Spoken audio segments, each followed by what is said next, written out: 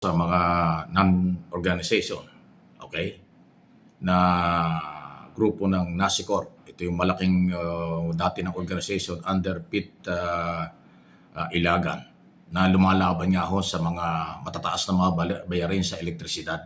At ngayon, itong issue ng system loss na pinag-uutos ng Pangulong Marcos na tanggalin, tamang-tama. Kaya lang, ito yung sinasabi ngayon ni Mr. Ilagan, Pete Ilagan.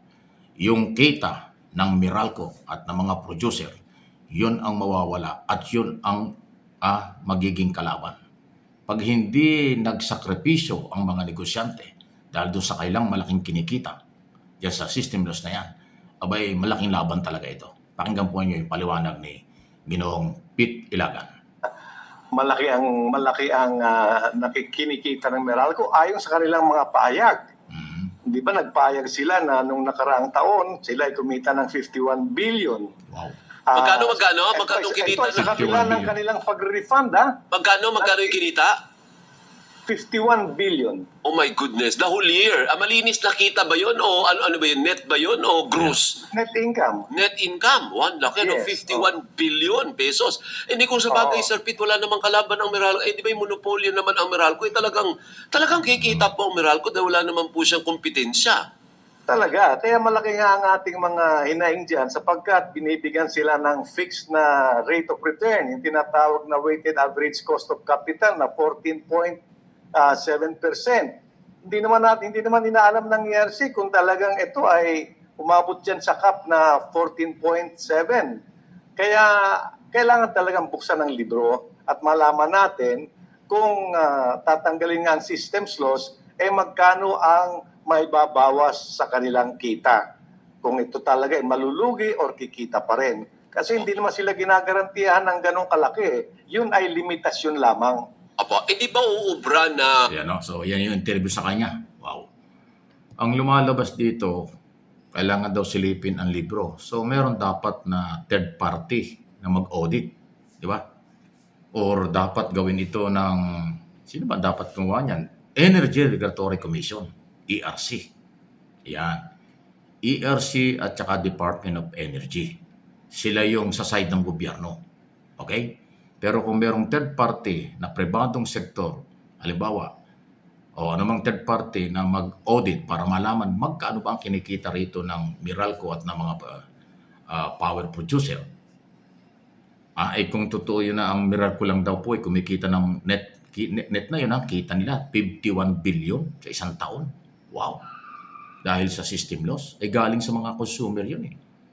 Wala naman tayong magagawa dyan dahil pag pinadalang kayo ng billing, nandun na yung system loss. Kung magkano yung babayaran, na ilan ng consumer?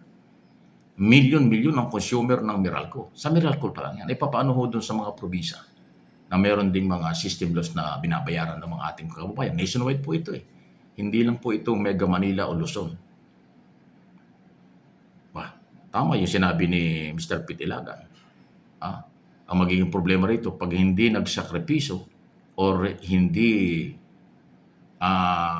nagbigay, nabawasan o bawasan ang kita ng mga producer, mahirap gawin ito. So ito yung, dito natin masusubukan ng gobyerno through Energy Regulatory Commission, ERC, at saka Department of Energy. Dahil under nila yan. Malaking trabaho ito. Ang Pangulong nag-utos na baguhin yung EPIRA law, ang Pangulong Marcos ang nagsabing tanggalin ang system laws. Yan sa mga billing, ito na ngayon. Paano magagawa? Ngayon pa lang umaangal na si Mr. Pangilinan at yung mga producer, power industry producer, na hindi daw ganun kadali dahil malaki nga ang mawawala. Hindi sila malulugi. Ang mawawala yung kita. Ang mababawasan yung kita. Kung lalo na kapag justify pa nilang malulugi, di mas mahirap. Kung yun yung kita, ayaw bawasan eh. Di lalo na pagkalugi, ibang usapan yun. Hindi business is business. Hindi sila magpapalugi. Sabi ko nga yung kita, ayaw nga nilang bawasan. Paano pa kaya maglugi na pinag-uusapan? Di lalong hindi. Grabe ito. Pero tulungan natin ang ating pamahalaan dahil ang Marcos administration lang po ang nakagawa nito. Marami nang naging pangulo ng ating bansa ang nagdaan At ito'y naging problema nating system loss na ito. Walang gumawa nito. Wala akong nag-propose nito. Walang nag-utos sa mga nakaraang Pangulo. Panahon, kay Cory yata wala pa yan. Panahon ng Ramos, lahat yan. From Ramos hanggang Duterte administration, wala akong nakagawa nito. Gloria, Aquino, Estrada, Ramos nga, Duterte, wala. Hindi po ito ginalaw nila eh. Ngayon, sa panahon ng Pangulong Marcos Jr., abay, nilabanan ito. At ito na nga, inuutos niya. Tanggalin.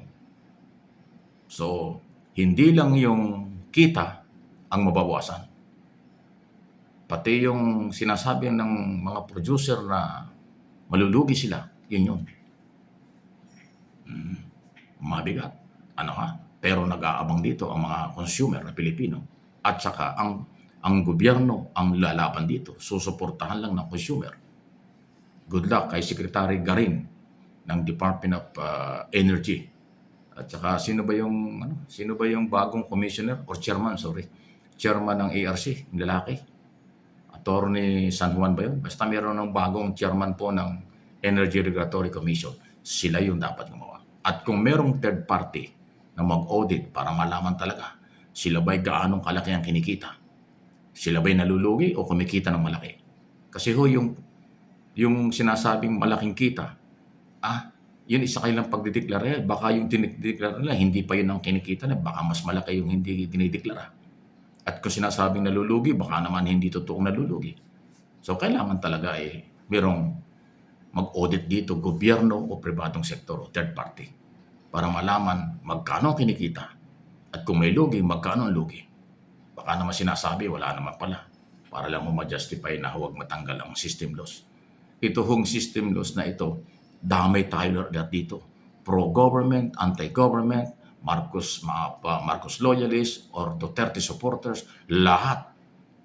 Walang pinag-uusapan dito politika at anumang organization, anuman ang inyong pinaniwalang pampolitika. Lahat tayo ay consumer ng Meralco dito sa Luzon at Metro Manila. At sa mga probinsya, yung mga cooperative ng elektrisidad, meron ding system loss.